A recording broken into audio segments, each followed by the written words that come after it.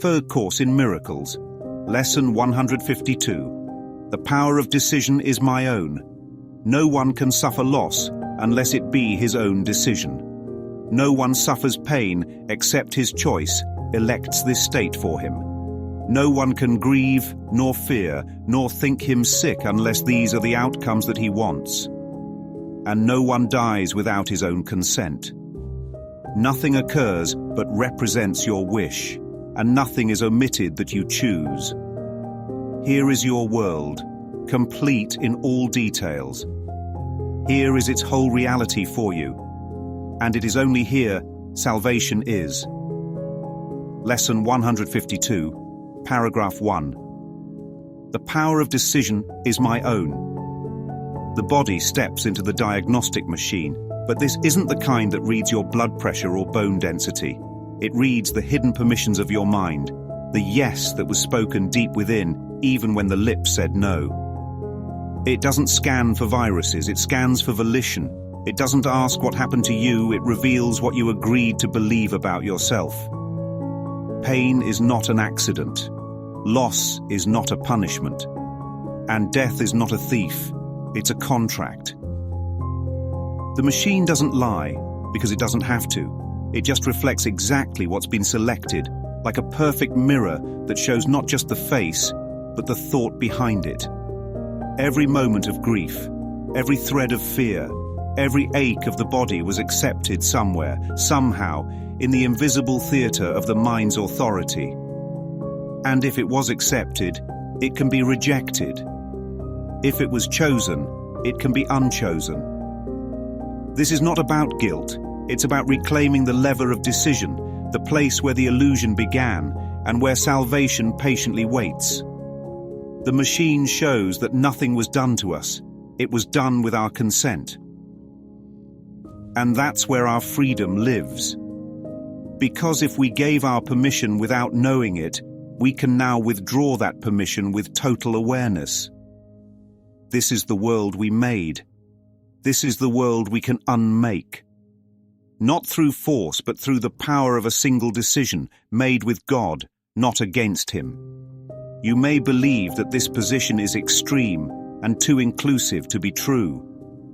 Yet can truth have exceptions? If you have the gift of everything, can loss be real? Can pain be part of peace or grief of joy? Can fear and sickness enter in a mind where love and perfect holiness abide? Truth must be all-inclusive, if it be the truth at all. Accept no opposites and no exceptions, for to do so is to contradict the truth entirely. Paragraph 2. The diagnostic machine doesn't blink when you protest. It doesn't react when you say, "This can't be true, it's too much, too extreme, too absolute." It just keeps showing you the scan, calmly, faithfully, without distortion. Because truth doesn't shrink just to soothe your fear. It doesn't compromise just to fit inside your storyline. The moment you ask for a truth with exceptions, you're not asking for truth at all. You're asking for a belief that still serves the ego. You want peace with a little anxiety, love with a touch of vengeance, holiness that still allows for guilt. But the machine doesn't recognize partial settings. It only runs in wholeness mode. If you try to upload a program that says, sometimes God, sometimes fear, the whole thing crashes. Because that's not how truth works. Truth doesn't share custody. It doesn't alternate weekends with illusion. It either is, or it isn't. So if perfect love lives in your mind, and it does, then there's no spare room for sickness to sleep on the couch. If you were given everything, literally everything, then there's no corner in which loss could hide. The scan is merciless only to illusions, and it is merciful only to what's real. So when it shows you that truth is all or nothing, don't call that harsh. Call that holy. Because finally, you're being invited to stop mixing oil and water and blaming God for the separation. Salvation is the recognition that the truth is true, and nothing else is true. This you have heard before, but may not yet accept both parts of it. Without the first, the second has no meaning. But without the second, is the first no longer true? Truth cannot have an opposite. This cannot be too often said and thought about. For if what is not true is true as well as what is true, then part of truth is false, and truth has lost its meaning. Nothing but the truth is true, and what is false is false. Paragraph 3. The machine clicks. It calibrates. It runs a new scan, not of your symptoms, but of your settings, because now it's time to test the system for contradiction. Salvation, it says, isn't a ritual or a rescue plan. It's the clean, unshakable recognition that truth is true, and nothing else is. Not mostly. Not on good days. Not in church, but not in crisis. Just truth. Only truth. All the time. This is the part most people skip. They want the light, but still ask for shadows to linger. They accept the idea that truth is true, but hesitate to erase the rest. But truth doesn't come in parts. It's one or it's nothing. This is why truth must be without opposite, because to allow for an opposite is to cancel out the truth entirely. God doesn't share space with fear. Love doesn't negotiate with guilt. And if what is false can ever be made true, then what was true was never true to begin with. You can't call something eternal if it expires under pressure. You can't call something holy if it folds when challenged. So the machine turns up the clarity now, flashing a single message. If even one illusion is made equal to truth, then truth has lost all meaning. And what loses meaning cannot save you. This is why we must go all the way, not halfway to God, not some truth with a little lie, but a full reversal of belief, so complete, so unflinching, that even the idea of an opposite dissolves into silence. Truth is true. Nothing else is. There's no evil balancing the scale. There's no devil battling the throne. There's only one light, and it has never dimmed.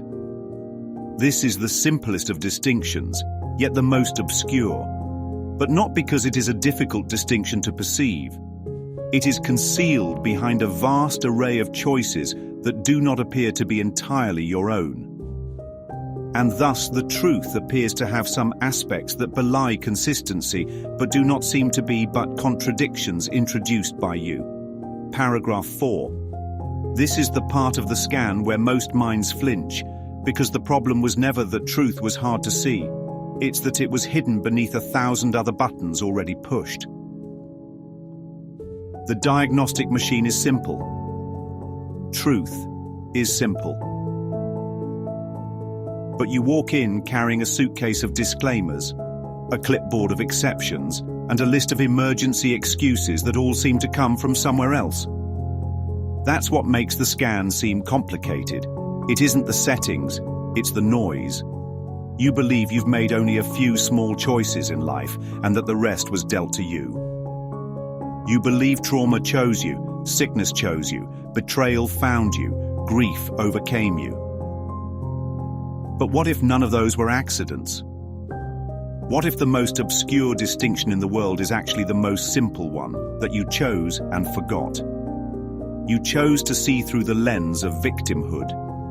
You chose to believe in random chaos. You chose to split reality into good and bad, God and devil, love and fear. And now the scanner just reflects the fractured script. But here's the twist. Those contradictions weren't placed there by God. They weren't baked into reality. They were introduced by you, which means they can be withdrawn by you. So the machine quietly highlights the obvious. The reason truth feels inconsistent is not because it is, but because you've covered it with 1,000 conflicting stories you didn't even know you were telling. And now it asks, Do you want to keep looking for truth beneath all the noise, or rise above the noise into truth itself? Because only one of those is healing. Only one of those is real. As God created you, you must remain unchangeable, with transitory states by definition false. And that includes all shifts in feeling, alterations in conditions of the body and the mind, in all awareness and in all response. This is the all-inclusiveness which sets the truth apart from falsehood and the false kept separate from the truth as what it is. Paragraph 5. The machine pauses, but not because it's confused, because it wants you to witness something eternal. Beneath all the shifting moods and changing weather patterns of your mind, there is a signal that never once changed. It is still set to as God created you, not as life molded you, not as trauma shaped you, not as emotions pulled you. It scans for identity, not instability. And it finds only one constant reading, unchangeable. That means every rise and fall in your emotions was just surface static. Every pain in the body, every shift in perception, every passing fear or flash of anger, just temporary distortions. The scanner doesn't even register them as real conditions, because truth doesn't flicker. It doesn't adapt to moods. It doesn't measure feelings. It reflects what is, not what comes and goes. And so this scan reveals the one distinction that cannot be blurred. What is unchangeable must be true, and what changes cannot be. That's the line. That's the cutoff point. This is why God is truth, and everything else, no matter how loud, painful, beautiful, or convincing, is illusion. The machine doesn't honor appearances. It doesn't believe in sickness if it didn't come from source. It doesn't diagnose fear when only love was programmed. It separates the false from the real, not to condemn, but to set you free from believing you were something you never were. You remain exactly as God created you. Everything else is just an echo in the hall of mirrors, fading as soon as you stop responding to it. Is it not strange that you believe to think you made the world you see is arrogance? God made it not. Of this you can be sure. What can he know of the ephemeral, the sinful and the guilty, the afraid, the suffering and lonely, and the mind that lives within a body that must die? You but accuse him of insanity to think he made a world where such things seem to have reality. He is not mad. Yet only madness makes a world like this. Paragraph 6. The screen lights up again, but this time not with your scan, but with God's absence from it. And the machine asks you plainly, is it not strange that you think calling this nightmare yours is arrogance, but calling it God's is devotion? You tremble at the idea that you made the world you see, yet you claim without flinching that a loving God did. But let's read the evidence. This is a world of grief and guilt, of sickness and separation, of punishment and death. This is a world where babies die, and brothers betray, and mothers bury their sons. What does love know of that? What does eternal peace know of war? What does holiness know of guilt? What does God know of fear, if he is love? Nothing. Because none of it came from him. To say he created this is to accuse him of madness. To say he authored loss is to call him cruel. To say he invented death is to declare that life is untrustworthy. The scan reveals the real arrogance, not in claiming that the ego made this world, but in insisting that God did. God is not insane. Love is not mad. But only madness could ever dream of a world like this and call it real. So the machine clears the screen and leaves a single question blinking. Would you rather believe in a loving God or in a God who made this? Because you can't have both. And your healing begins the moment you stop pretending you can. To think that God made chaos, contradicts his will, invented opposites to truth, and suffers death to triumph over life. All this is arrogance. Humility would see at once these things are not of him. And can you see what God created not? To think you can is merely to believe you can perceive what God willed not to be. And what could be more arrogant than this? Paragraph 7. The scan continues, and now it points to one final setting that's been flipped upside down: the meaning of arrogance. You've been told it's arrogant to claim your power, but not arrogant to believe God created chaos. You've been taught that calling yourself holy is pride, but calling death God's will is reverence. The machine sees the inversion. To say God made fear, guilt, sickness, and grief is not humility. It's blasphemy in polite clothing.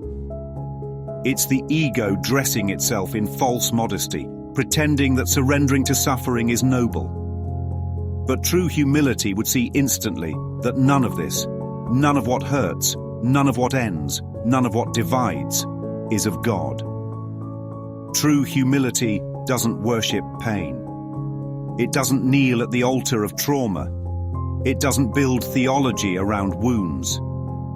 True humility says this: if God is love, then only love can be real. It does not try to perceive what God did not create, nor does it glorify the attempt.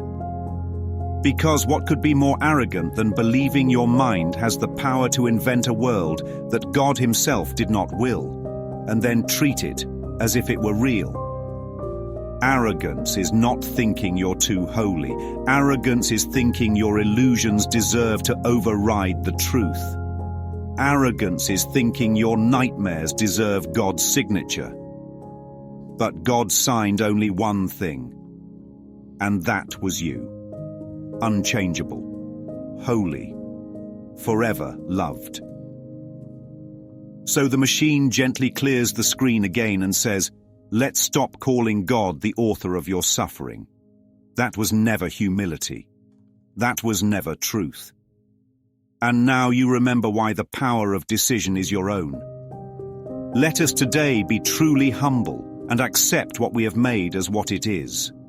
The power of decision is our own. Decide but to accept your rightful place as co-creator of the universe, and all you think you made will disappear. What rises to awareness then will be all that there ever was, eternally, as it is now.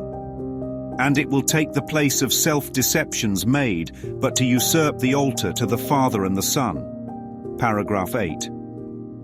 The scan completes its sweep, and now it waits. Not to accuse, not to punish, but to offer one quiet invitation. Be truly humble and accept what you have made as what it is. This is not a request to carry guilt. It is not a summons to shame. It is the gentle permission to stop calling illusions reality and to simply name them false. The power of decision has always been yours. You made the error. You can unmake it. And here, in this holy moment, you are asked to accept your rightful place, not as a sinner, not as a victim, but as a co-creator of the universe. Not a rival to God, but an extension of God's thought. Not a maker of nightmares, but a witness to light. And the instant you accept this place, this holy function, all you think you made begins to dissolve. The images fade. The projections soften. The self-deceptions that once sat on the altar vanish, making room again for what was always meant to be there. Not shame, not story, but the living presence of the Father and the Son, not as two, but as one. And what rises in your awareness now is not an improvement, it is the truth. Not a better illusion, but the end of illusions. Not a healed body, but a healed mind. This is what happens when the scan stops showing symptoms and starts revealing the self.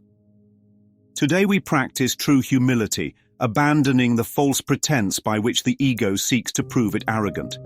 Only the ego can be arrogant. But truth is humble in acknowledging its mightiness, its changelessness, and its eternal wholeness, all-encompassing God's perfect gift to His beloved Son. We lay aside the arrogance which says that we are sinners, guilty and afraid, ashamed of what we are, and lift our hearts in true humility instead to Him who has created us immaculate, like to Himself in power and in love. Paragraph 9. Today we walk past the scan, past the X-rays, past the charts, and come face to face with the reflection that never changed. We practice true humility, not by lowering ourselves into dust, but by rising into the light we were created to carry. The ego called that arrogant, but the ego has always feared what it cannot corrupt. Only the ego can be arrogant, because only the ego believes it can be more than God or less than Him. Truth does not brag. Truth simply is. And it acknowledges without apology its mightiness, its changelessness, its eternal wholeness. This is not pride, it is divine memory. To remember who you are is not to exalt yourself above others, but to remember that there are no others, all-encompassing, God's perfect gift to His beloved Son. So today, we lay aside the false humility that says we are sinners. We set down the labels of guilty, ashamed, and afraid. We drop the posture of unworthiness, the story of unlovability, the claim that says, I am broken. And instead we lift our hearts, not to a distant deity, but to the one who created us immaculate, pure, untouched, unaltered, like to Himself, in power and in love. Not a reflection, but an extension. Not a copy, but the continuation. This is humility, to see the light in yourself without needing to dim it. To see your innocence not as a hope, but as a fact. To call yourself holy, because anything less would be a lie. The power of decision is our own. And we accept of Him that which we are, and humbly recognize the Son of God. To recognize God's Son implies as well that all self-concepts have been laid aside and recognized as false. Their arrogance has been perceived, and in humility, the radiance of God's Son, His gentleness, His perfect sinlessness, His Father's love, His right to heaven and release from hell are joyously accepted as our own. Paragraph 10. The power of decision is our own. And we use it now not to invent a self, but to accept the one that was given. We say yes, not to the roles we've worn or the masks we've polished, but to what God placed in us before time began. We accept of Him that which we are. Not an image, not a story, but the light itself. And in this holy acceptance, we humbly recognize the Son of God, not as someone else, not as an ideal, but as ourselves. To truly recognize the Son of God means that every self-concept, every attempt to define ourselves through form, fame, fear, failure, or family has been laid aside. All of them. Not because they were too small, but because they were never true. And their arrogance is finally clear, not because they seemed powerful, but because they presumed to replace what could never be replaced. They dared to define what God had already declared. But now, in humility, that ancient light returns. We recognize the radiance of God's Son, not as a future we must earn, but as a truth we had simply forgotten. We recognize His gentleness, not as weakness, but as a strength beyond the reach of violence. We recognize His perfect sinlessness, not as a moral achievement, but as an eternal fact. We recognize His Father's love, not as a reward, but as our very being. We recognize his right to heaven, not as a privilege, but as the natural inheritance of what cannot be separated from God. And we recognize his release from hell, not as a miracle reserved for saints, but as the common return of all who remember who they are. And all this is joyously accepted as our own, not borrowed, not begged for, but claimed in the quiet power of a mind that finally said yes to what had always been true. Now do we join in glad acknowledgement that lies are false and only truth is true. We think of truth alone as we arise and spend 5 minutes practicing its ways, encouraging our frightened minds with this: the power of decision is my own. This day I will accept myself as what my Father's will created me to be. Then will we wait in silence, giving up all self-deceptions as we humbly ask ourselves that he reveal himself to us. And he who never left will come again to our awareness, grateful to restore his home to God as it was meant to be. Paragraph 11. Now do we join, not in analysis, not in ritual, but in glad acknowledgement that lies are false and only the truth is true. No more sorting, no more deciding what deserves belief, just a quiet, joyous yes to what is.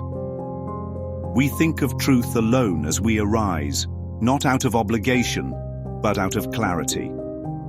We rise not to chase something better, but to awaken to what is already whole. And for 5 minutes, we practice its ways, not by doing, but by letting. We encourage our frightened minds with one gentle reminder: the power of decision is my own. This day, I will accept myself, not the self the world taught me, not the self I invented, but the one my Father's will created me to be. We say this not to convince ourselves, but to remember. And then we wait, not passively, but with open hands and an open altar. We give up all self-deceptions, not because we were wrong, but because we are ready to be right. We ask, not with strain or struggle, but humbly, inwardly, silently, reveal yourself to me. And he who never left comes again to our awareness, not as a visitor, but as the one who never stopped being here. He is grateful, not for our suffering, but for our release. Grateful to restore his home to God as it was always meant to be. As it always was, as it is. In patience, wait for him throughout the day and hourly invite him with the words with which the day began, concluding it with this same invitation to yourself. God's voice will answer, for he speaks for you and for your Father. He will substitute the peace of God for all your frantic thoughts, the truth of God for self-deceptions, and God's Son for your illusions of yourself. Paragraph 12. Now comes the practice not of reaching, but of receiving. In patience, wait for him throughout the day, not as one waiting for change, but as one expecting only recognition. Invite him hourly, not as a stranger, but as the self you finally stopped avoiding. Use the words with which the day began. The power of decision is my own. This day I will accept myself as what my Father's will created me to be. Let those words ring like bells across every hour, every moment of forgetfulness, every rising doubt. And as the day concludes, speak them again, not as repetition, but as a return. God's voice will answer, not in thunder, but in stillness, not in signs, but in certainty. For he speaks not just for God, but for you. He is the bridge between the self you forgot and the truth that never left. And he will do what only love can do, substitute peace for all your frantic thoughts, truth for all your self-deceptions, God's Son for every illusion you ever built about yourself, not with effort, but with presence, not through penance, but through stillness. This is how the day ends, not with noise, but with rest, not with striving, but with surrender. The scan is silent now. The altar is clear. And the Son remembers the Father, not as distant, but as identical.